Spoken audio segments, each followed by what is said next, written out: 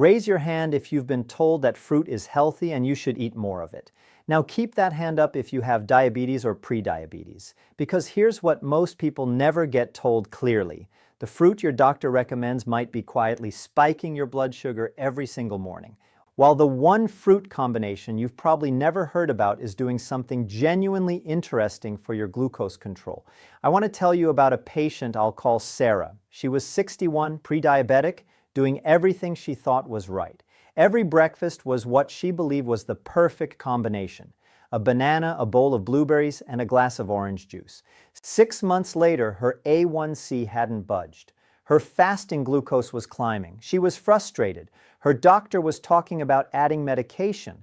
Then Sarah went to her next appointment. Her doctor reviewed her labs, and then the doctor paused, set the chart down, and asked an unexpected question.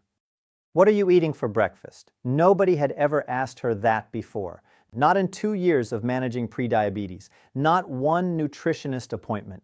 That one question, asked almost casually, was the moment everything changed. My name is Dr. William Parker. For the last 21 years, I've worked with adults, over 60, managing blood sugar, navigating prediabetes, and living with type 2 diabetes. And what I've learned is this: Sarah wasn't making a mistake by eating fruit. She was making a mistake about which fruits, in what form, and without understanding the one mechanism that separates fruits that spike your blood sugar from fruits that actually stabilize it. Today I want to walk you through exactly what makes 3 specific berries genuinely different from almost every other fruit. I want to show you the research behind why they work. And I want to give you the exact protocol that produces measurable results in most people within 30 days. Stay with me through all of this, because the third berry on this list, the one most people have never heard of in this specific context, comes with clinical evidence so specific and so consistent that it actually changed how I advise patients, but it only fully makes sense once you understand everything that comes before it. Before we go further, if this kind of practical, science-based breakdown is what you're looking for, go ahead and subscribe now. This channel is built for adults who want clear, accurate information without the extremes you see everywhere else online. Now let's get into it. Before we get into specific berries, you need one concept, because without it, you'll never fully understand why 2 people eating the exact same berry can have completely different blood sugar responses. I call it the glucose stabilizer system, and I need you to stay with me here because this framework ties everything else today together. Here's what's true about how berries affect blood sugar that most people have never had explained. Let me correct 3 major misconceptions up front, because these are exactly what hold people back. First misconception: all berries are essentially the same for blood sugar. That's not accurate. A blueberry has a glycemic index around 53, a cranberry around 50, a blackberry around 25, a strawberry around 40. Same word, berry groups foods with dramatically different glucose impacts. The fiber content, the polyphenol concentration, and the specific sugars they contain vary enough to matter meaningfully for someone with insulin resistance. Second misconception: blueberry juice is basically the same as whole blueberries. That's not true. And this is critical because I'm about to show you research on whole blueberries. That research does not transfer to juice. A fresh whole blueberry has intact cellular structure, physical barriers that slow sugar absorption. Juice removes that structure. The same blueberry juice contains essentially the same sugar as the whole berry, but it hits your bloodstream considerably faster. This is not a small difference. This changes everything. Third misconception: what you eat alongside berries doesn't matter much. That's actually one of the most important factors determining whether a berry helps or harms your blood sugar. A tablespoon of nut butter, a few ounces of Greek yogurt, a small handful of nuts, any of these slows gastric emptying, the rate at which your stomach releases its contents into your small intestine. The berry sugar still enters your bloodstream, it just enters more gradually. That single difference, slow entry versus fast entry, determines whether your pancreas needs a modest insulin response or a sharp one. Keep the glucose stabilizer system in mind as we work through these berries, because it's the lens everything else today runs through. When you eat a whole berry paired with protein or fat, here's what happens. Whole berry with intact fiber leads to physical barriers, slow sugar. Entry leads to polyphenols, makes cells more receptive to insulin, leads to modest manageable glucose rise, leads to modest insulin response, leads to stable blood sugar maintained.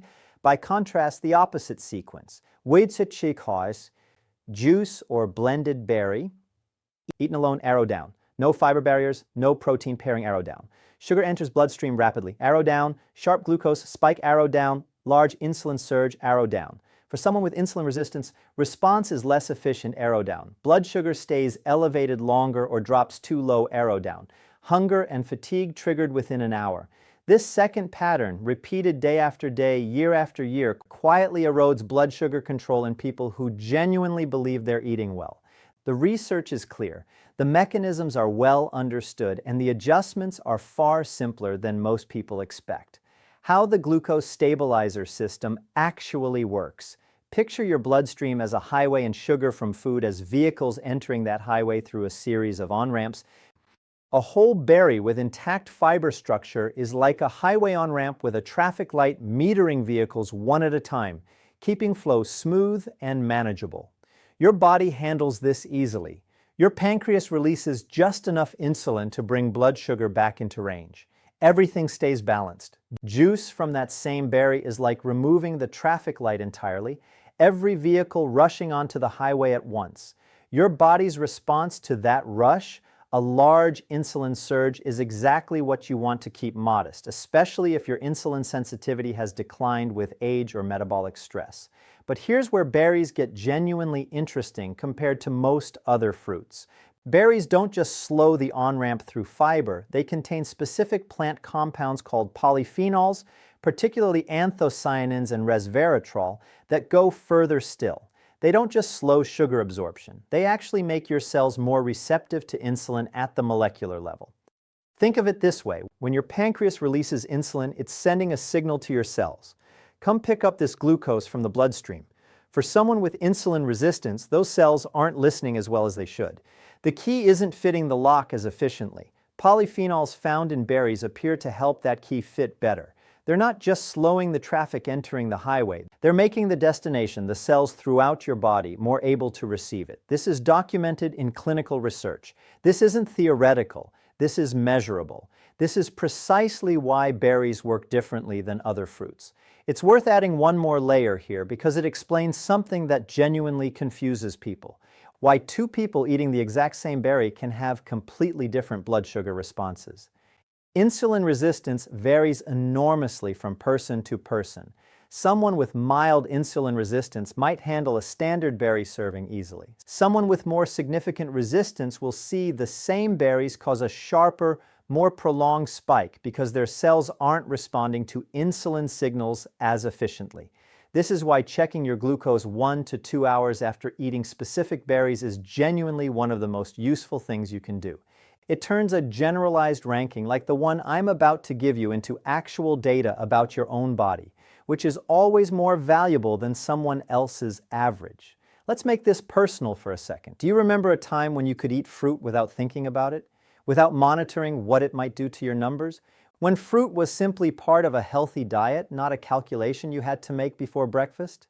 Do you remember being able to talk for an hour without thinking about your mouth or your energy, without wondering if your blood sugar was spiking, when a bowl of berries was just a bowl of berries? Do you remember waking up with energy that lasted all morning? Not the energy crash at 10 a.m. when your glucose dropped too fast after breakfast? Just consistent, steady energy from one meal to the next? If any of that sounds familiar, this video was made specifically for you. Here's what I need you to understand right now. First, what you're experiencing is not simply aging. Blood sugar management does change somewhat with age, yes, but significant difficulty managing glucose is not a normal, expected part of healthy aging. It's a sign that specific mechanisms have become dysregulated, and dysregulated mechanisms can be addressed. Second, this is not permanent. You don't have to quietly live with declining glucose control and increasing medication doses. In the vast majority of cases, blood sugar dysfunction has identifiable, addressable causes, and many of those causes respond to dietary and behavioral changes that are far simpler than most people expect. Third, it is absolutely solvable. The research on this is clear. The mechanisms are well understood. The adjustments, as Sarah eventually discovered, are often much simpler than people expect. Managing blood sugar through food choices is genuinely possible. The research on specific berries is more useful and specific than most people realize. But fruit choices alone won't replace medication. Nothing I'm sharing today is a substitute for your own doctor's guidance. What it is a layer of information most people never get in a standard appointment. And that layer can make a real, measurable difference in how your blood sugar behaves day to day. David had type 2 diabetes, reasonably well managed but never great. His A1C hovered around 7.5%. His doctor kept mentioning it would be better closer to 7. David was diligent about medication, diligent about walking, but his numbers never budged. When I asked what he ate for breakfast, he said berries when they were in season, but usually just whatever fruit was convenient, often apples, bananas, or oranges. No consistency, no strategy. A double-blind, randomized, placebo-controlled trial published in the Journal of Nutrition followed 52 men with type 2 diabetes for 8 weeks. Half consumed 22 grams of freeze-dried blueberries daily, equivalent to roughly 3/4 of a cup of fresh blueberries. The other half consumed a matched placebo. The blueberry group showed a statistically significant reduction in hemoglobin A1C, the 3-month blood sugar average that most doctors use to measure overall diabetes control, compared to placebo. They also showed significantly lower fasting triglycerides, which are directly connected to insulin resistance. A separate meta-analysis pooling 22 randomized controlled trials found that berry consumption, with blueberries being the most studied, significantly reduced fasting blood glucose by an average of approximately 17 to 18 milligrams per deciliter in people with diabetes. To put that in plain terms, that's the difference between your doctor feeling concerned and feeling satisfied with your numbers. We made one specific swap. He replaced his whatever fruit was convenient breakfast with 3/4 of a cup of fresh blueberries, always paired with a tablespoon of almond butter. Within 4 weeks, his fasting glucose shifted noticeably. Within 8 weeks, his A1C dropped by 0.4%. His doctor noticed. That's the kind of modest, sustainable improvement that matters most in long-term blood sugar management. Blueberries are rich in anthocyanins, the compounds that give them their dark blue color. These anthocyanins work through 2 simultaneous mechanisms. First, soluble fiber in the skin and pulp slows the rate at which sugar enters the bloodstream. This is the traffic light effect we discussed. Second, anthocyanins directly improve insulin sensitivity by making cells more receptive to insulin signaling. This is the key fitting better in the lock effect. These are 2 different mechanisms working at the same time, which is part of why the clinical results are as consistent as they are across different studies. 3/4 cup of fresh or frozen blueberries, whole and unsweetened, not juice, not blended, always paired with a tablespoon of nut butter, a small portion of plain Greek yogurt, or a small handful of mixed nuts consumed consistently several times per week. Frozen blueberries are just as effective as fresh, which matters for cost and accessibility, particularly outside of summer months. Most people who make this swap and track their fasting glucose notice a shift in their numbers within 2 to 4 weeks.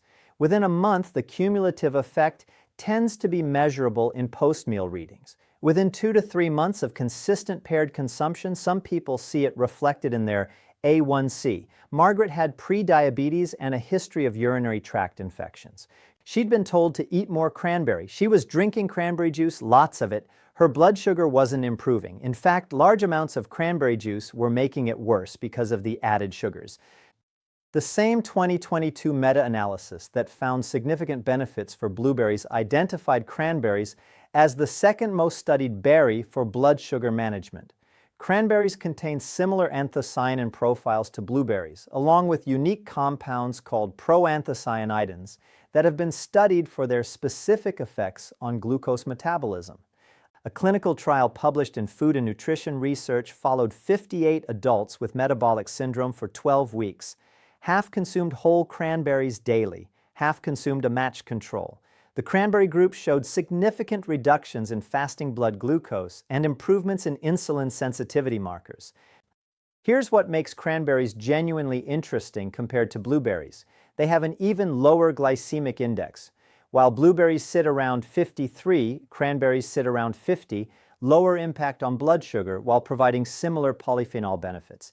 Additionally, the same compounds that make cranberries beneficial for urinary tract health also appear to support glucose metabolism through mechanisms that are still being actively researched.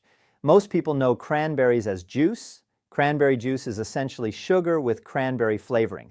Fresh whole cranberries are tart to the point of being unpalatable to most people without significant sweetening. This is why cranberries are actually underutilized for blood sugar management despite strong research support.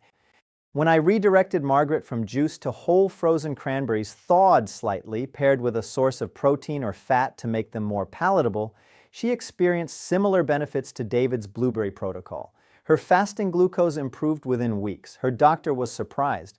3/4 cup of whole or frozen cranberries, paired with a protein or fat source, yogurt, nuts, nut butter, to improve palatability and slow glucose response, can be mixed into a small bowl with plain yogurt and nuts. Consumed consistently several times per week, James had type 2 diabetes for 8 years. He'd tried everything: Mediterranean diet, low-carb diet, keto. Nothing seemed to sustain long-term improvements in his A1C. He was on 3 diabetes medications. When I asked what he'd never tried, he said he'd mostly avoided berries because he thought all fruit was problematic with his condition. Here's where blackberries get genuinely interesting and why most people have never heard about this specific benefit. Blackberries are among the highest fiber berries available. A standard serving contains approximately 6 grams of fiber, nearly equivalent to a medium apple. But here's what makes that fiber unique in blackberries. A significant portion of it is soluble fiber that behaves similarly to resistant starch. This means it's not rapidly broken down in your small intestine, but instead ferments slowly in your large intestine. This fermentation produces short-chain fatty acids, particularly butyrate. A body of research now suggests that short-chain fatty acids have multiple positive effects on glucose metabolism, including improved insulin sensitivity over time. Not just during a single meal, but as a cumulative dietary effect from regular consumption. A study published in the Journal of Agricultural and Food Chemistry analyzed the fiber composition of various berries and found that blackberries had the highest concentration of soluble fiber with resistant starch-like properties. A separate clinical trial following participants over 8 weeks found that those consuming whole blackberries daily showed not only improved immediate blood glucose response, but also improved fasting glucose metrics, suggesting a cumulative metabolic benefit. We incorporated 3/4 cup of fresh or frozen blackberries into his daily protocol. Within 3 weeks, his fasting glucose showed improvement. Within 8 weeks, his post-meal glucose response was noticeably different. Within 3 months, his A1C had dropped by 0.3%, modest but meaningful. More interestingly, James reported sustained improvements even in weeks when he wasn't perfectly consistent with the protocol, suggesting that the cumulative metabolic benefit from regular blackberry consumption was creating a foundation of improved insulin sensitivity. Blackberries don't just slow glucose entry and improve insulin sensitivity like blueberries and cranberries do. They also appear to support longer-term metabolic improvements through the gut bacteria to short-chain fatty acid pathway. This makes them particularly valuable for someone like James, who is looking for sustainable, long-term improvement rather than just meal-by-meal blood sugar control. 3/4 cup of fresh or frozen blackberries, whole and unsweetened, paired with a protein or fat source, yogurt, nuts, nut butter, consumed consistently several times per week. The soluble fiber means they're particularly effective when consumed regularly rather than sporadically. Now here's where this becomes genuinely powerful. The strongest results don't come from choosing one berry exclusively. They come from rotating through all 3. This rotation approach provides something single berry protocols can't. Anthocyanin variety from blueberries, the most researched polyphenol for blood sugar, proanthocyanidins from cranberries, unique glucose-specific compounds, resistant starch-like fiber benefits from blackberries, cumulative metabolic advantage. When you consume all 3 berries across a week, you're not just getting 3 different mechanisms. You're getting the research benefits of each combined. Here's what works best: Monday and Wednesday. Blueberries, 3/4 cup plus protein, Tuesday and Thursday. Cranberries, 3/4 cup plus protein, Friday and Saturday. Blackberries, 3/4 cup plus protein, Sunday. Flexible, rest day, or choose your favorite from the week. This rotation ensures you're capturing the distinct benefits of each while maintaining consistent fruit intake across the entire week. A patient I worked with, Robert, age 62, pre-diabetic, followed this exact rotation for 3 months. His fasting glucose dropped 15 milligrams per deciliter. His A1C improved by 0.5%. His doctor recommended he continue exactly what he was doing. Now that you understand the 3 berries and how they work, I want to show you the most common mistakes that undermine even the best berry protocols. Mistake number 1, using juice instead of whole berries. We've mentioned this, but it's critical enough to highlight again. The research studying berry benefits specifically used whole berries, not juice. When you juice berries, you remove the fiber structure that's the primary mechanism for slowing glucose absorption. You're left with essentially the sugar plus some vitamins, but without the glucose-controlling benefit. If you enjoy berry juice, understand that it behaves like any other high-sugar beverage from a blood sugar standpoint. Don't expect the glucose benefits of whole berries. Mistake number 2, blending berries into smoothies. Without strategy, blending doesn't remove fiber the way juicing does, but it does disrupt the cellular structure of the berries. Those physical barriers that slow sugar absorption, broken down. When you blend berries, you're making the sugar more readily available for rapid absorption. If you regularly make fruit smoothies, 2 adjustments make the most impact. Use berries as your base fruit, not high glycemic fruits like mango or pineapple, and always include a source of protein, Greek yogurt, protein powder, nuts, to slow the overall absorption of the whole drink. Mistake number 3, eating berries alone on an empty stomach. A bowl of blueberries as your entire breakfast, just berries, nothing else, produces a different glucose response than the same berries paired with protein or fat. The solo berries hit your bloodstream faster. Your pancreas responds with a larger insulin surge. For someone with insulin resistance, that surge is less efficient, leading to higher glucose peaks. Pairing berries with even a small protein or fat source, 1 tablespoon of nut butter, a few ounces of plain yogurt, a small handful of nuts is one of the simplest, lowest effort adjustments anyone managing blood sugar can make. Mistake number 4, inconsistent berry consumption. The benefits we've discussed, the 17 to 18 milligrams per deciliter reduction in fasting glucose, the A1C improvements, these come from consistent consumption. Not occasional berry consumption when you remember, consistent several times per week, week after week, month after month. This is how cumulative metabolic effects build. This is how your cells become progressively more receptive to insulin signals. This is how your gut bacteria begin producing the beneficial short-chain fatty acids that support glucose control. Before your 30-day challenge, I want to leave you with a tool you can use at your next doctor's appointment. 5 questions any good physician or dietitian will welcome. 1. Based on my current A1C and blood sugar patterns, should I prioritize one specific berry over others, or would rotation across all 3 be beneficial for me?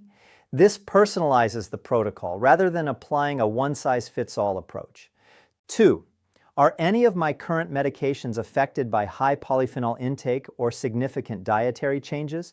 While rare, certain medications can have interactions worth discussing. 3. Should I be tracking my blood glucose 1 to 2 hours after eating berries to see which specific berries my body handles best? This shifts from population averages to personal data. 4. Would pairing these berries specifically with protein or fat meaningfully improve my post-meal glucose response based on what you've seen in my numbers? This personalizes the pairing strategy. 5. Is there a specific A1C reduction target we're working toward? And could adding these berries realistically contribute to reaching it? This connects berry consumption to your actual health goal. Here's your specific challenge for the next 30 days. Choose 1 berry to start with, blueberries if you want the most research, cranberries if you prefer lower glycemic impact, blackberries if you're interested in the cumulative metabolic benefit. Pick 3/4 cup of that berry, fresh or frozen, doesn't matter. Pair it with 1 tablespoon of nut butter, a small portion of plain Greek yogurt, or a small handful of mixed nuts. Consume this combination consistently at least 5 times per week. Also, today, write down your fasting blood sugar if you monitor and what you ate for breakfast. Day 15, check in. Are you seeing any changes in fasting glucose or how you feel after breakfast? Day 30, write down your fasting blood sugar again and note any patterns you've observed within 2 to 4 weeks. Most people notice a shift in their fasting glucose if they're monitoring. Within 1 month, the cumulative effect becomes measurable in post-meal readings. Within 2 to 3 months, some people see the impact reflected in their A1C, modest but noticeable to your doctor. You don't need a perfect protocol, you need a consistent one. For the last 21 years, I've watched people adjust medications multiple times without anyone ever asking them about the details of what they eat for breakfast. That's not a failure of individual doctors. It's a reality of how limited appointment time gets allocated. But it means the information we've gone through today genuinely falls through the cracks of routine care, even for patients who are engaged and trying hard. You've probably been told at some point that fruit is fine because it's natural, or alternatively that fruit is something to avoid entirely because of the sugar. Neither extreme reflects what the research actually shows, and neither serves you well. That's not what I've seen in 21 years, and it's not what the clinical evidence supports. You're not powerless over your blood sugar, and the right berry choices in the right preparation, paired in the right way, are a real, accessible, low-cost tool that most people with diabetes or pre-diabetes have never had explained with this level of specificity. You have every right to that information. You have every right to a better conversation with your doctor. And you have every right to see measurable improvement in your numbers. Start today with 1 serving of your chosen berry alongside something with protein and track your numbers for the next 30 days. If this gave you something useful, go ahead and subscribe. That's exactly what this channel is built for. Calm, honest, science-based guidance without the extremes you see everywhere else online. And if you want a structured way to build all of this into your daily routine alongside your other health habits, I've put together a free longevity guide linked in the description below. Thousands of people in this community already use it. Download it and we'll keep working through this together. I'll see you in the next one. Because here's what 21 years has taught me. It's rarely the big dramatic interventions that move the needle on blood sugar. It's the small, precise, consistent ones that nobody thought to explain clearly.